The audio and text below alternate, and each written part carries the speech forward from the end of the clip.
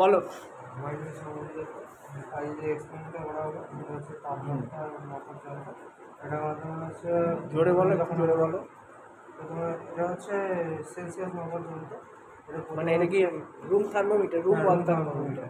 প্রথমত এটা যখন আমরা হাত দিয়ে চিপছি তখন হচ্ছে একটা তাপমাত্রা বেরোচ্ছে, এটা 31 ডিগ্রি সেলসিয়াস বেরোচ্ছে, আর এখানে হচ্ছে 90 ডিগ্রি সেলসিয়াস। আচ্ছা, আমাকে ফারেনহাইট।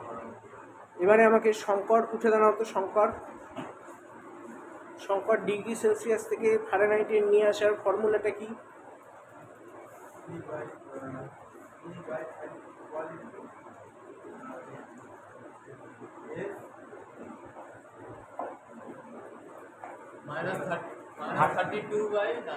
-32/9। বসো তাহলে কত ডিগ্রি সেলসিয়াসে আমাদের ডিগ্রি, কল্যাণ উঠে দাঁড়াও তো, কোন তাপমাত্রায় আমাদের ডিগ্রি সেলসিয়াস এবং ফারেনহাইট এদের যে টেম্পারেচার ওটা সমান হয়,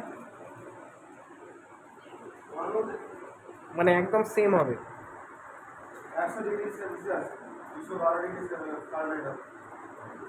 100 ডিগ্রিতে নাকি -40 ডিগ্রি? -40 degree 0 degree Celsius. হ্যাঁ, মানে -40 ডিগ্রি ফারেনহাইটে 0 ডিগ্রি সেলসিয়াস। মানে তখন দুটোর তাপমান সমান থাকবে, তাই তো? হ্যাঁ। আচ্ছা, আমাকে একটু বলো তো, উঠে দাঁড়াও তো। আচ্ছা, তুমি তো বললে প্রাপ্তি, বলো তো ডিগ্রি সেলসিয়াস থেকে কেলভিনে কিভাবে ট্রান্সফার করা হয়?